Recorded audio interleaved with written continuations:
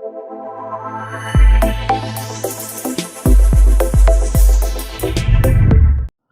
की जो परिस्थिति है उसमें अंधविश्वास सबके दूर हो पाएंगे क्या? नहीं, क्योंकि अंधविश्वास दूर करने की प्रक्रिया, तार्किक पद्धति से विचार करने की प्रक्रिया बहुत कम लोगों को प्राप्त हो चुकी है। हमारे एजुकेशन के जरिए, संस्कारों के जरिए और तार्किक पद्धति से विचार स्वीकारने की प्रक्रिया आज भी कायम है, और वो बहुत महत्व की है ऐसे मानने की प्रवृत्ति भी कायम है। कभी धर्म के आधार पर, कभी किसी तत्वज्ञान के आधार पर, कभी भगवान के नाम पर, कभी हमारे पूर्वजों ने, पुरखों ने कहा है इसके नाम पर। इस गलत धारणाओं को हम चिपक के रहना पसंद करते हैं और उसमें गर्व महसूस करते हैं। ये वातावरण जब तक समाज में कायम रहेगा तब तक अंधविश्वास सबके जाना इतना आसान नहीं होगा। श्याम मानव चैनल को आपका समर्थन देने के लिए चैनल को जरूर सब्सक्राइब करें। चैनल के नोटिफिकेशन पाने के लिए बेल आइकन भी दबाएं। सारी अंधश्रद्धाएं दूर हो सकती है, खत्म हो सकती है या नहीं, ये कहना बहुत बड़ा मुश्किल काम है। उसके पीछे का कारण ऐसा है कि अंधविश्वास जो पनपने की पॉसिबिलिटी है वो हमारे मस्तिष्क में भी होती है। आज के जमाने में हर व्यक्ति के पास में नॉलेज पहुंच सकता है इंटरनेट के जरिए, आधुनिक साधनों के जरिए। इसलिए अगर दुनिया में एक सिस्टम हम खड़ी कर पाए कि कोई भी अंधविश्वास की बात सच कर कर लोगों तक नहीं जाएगी, जो भी सच होगा वो सच के स्वरूप में लोगों के सामने जाएगा। जैसे कुछ तरीके होते हैं, उदाहरण के तौर पर विज्ञान की चीज कौन सी होती है इसके बारे में हमारे कोई नियम होते हैं। एनसाइक्लोपीडिया ऑफ ब्रिटानिका में, ये वैज्ञानिक एनसाइक्लोपीडिया, इसमें जो भी बात आएगी उसको जांच परख कर ही उसमें रखी जाएगी बात। यही मापदंड अगर हर नॉलेज के बारे में हमारे हर क्षेत्र में लगे, इंटरनेट में लगे, यूट्यूब से लेकर हर जगह लगे, तो लोगों के सामने हमेशा सही, सत्य, वैज्ञानिक बात ही जाते रहेगी और कुछ ही पीढ़ियों में किसी में अंधविश्वास स्वीकारने की पॉसिबिलिटी एकदम न के बराबर हो जाएगी। अभी हमारा अज्ञान रहेगा कि नहीं?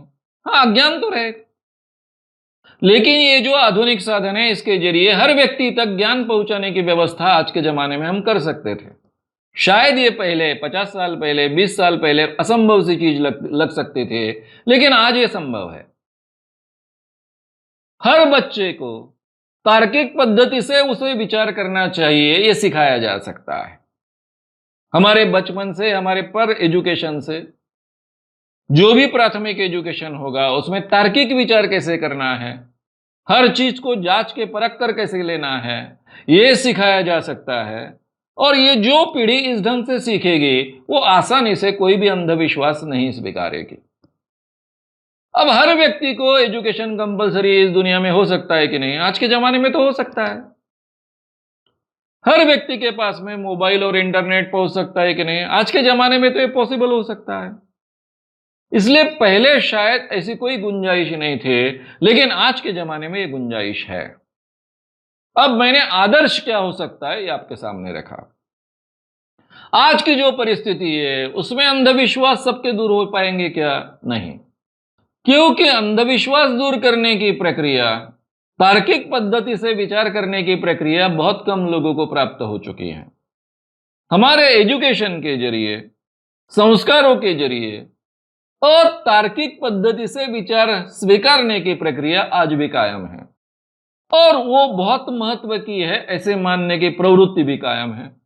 कभी धर्म के आधार पर, कभी किसी तत्वज्ञान के आधार पर, कभी भगवान के नाम पर, कभी हमारे पूर्वजों ने, पुरखों ने कहा है इसके नाम पर। इस गलत धारणाओं को हम चिपक के रहना पसंद करते हैं और उसमें गर्व महसूस करते हैं। ये वातावरण जब तक समाज में कायम रहेगा तब तक अंधविश्वास सबके जाना इतना आसान नहीं होगा।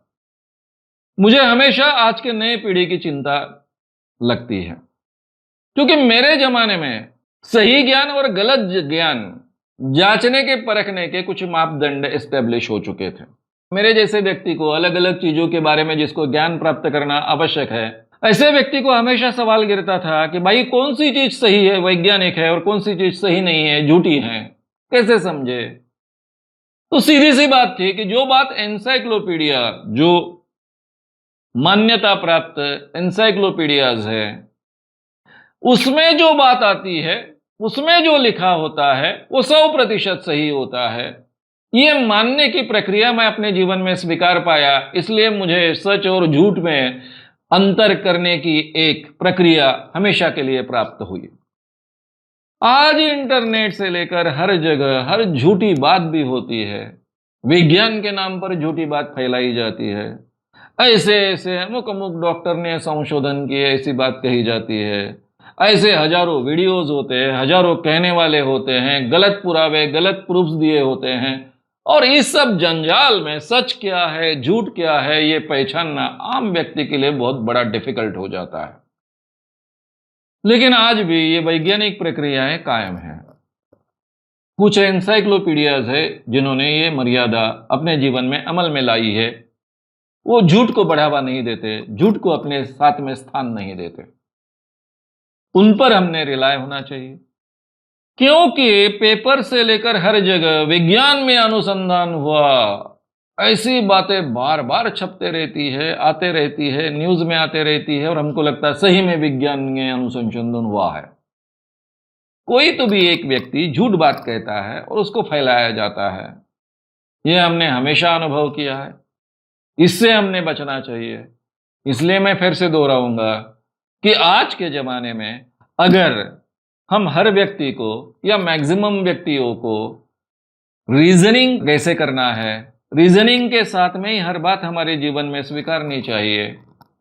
हमने हमारे जीवन में वैज्ञानिक दृष्टिकोण स्वीकारना चाहिए, हमने हमारे जीवन में बुद्धि प्रामाण्यवाद स्वीकारना चाहिए, हमने हमारे जीवन में विवेकवाद स्वीकारना चाहिए।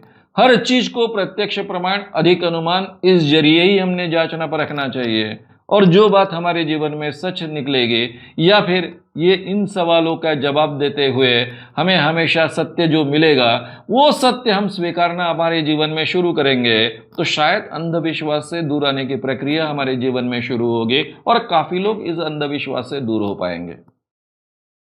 लेकिन ये वैज्ञानिक प्रक्रिया हर एक को सिखाना बहुत आवश्यक है, और ये एजुकेशन के जरिए ही प्रभावी ढंग से किया जा सकता है। ऐसा होने के बाद में अंधविश्वास आज के भी जमाने में इस वातावरण में भी बड़े पैमाने पर हम कम करने में सफल हो जाएंगे। श्याम मानव चैनल को आपका समर्थन देने के लिए चैनल को जरूर सब्सक्राइब करें। चैनल के नोटिफिकेशन पाने के लिए बेल आइकन भी दबाएं।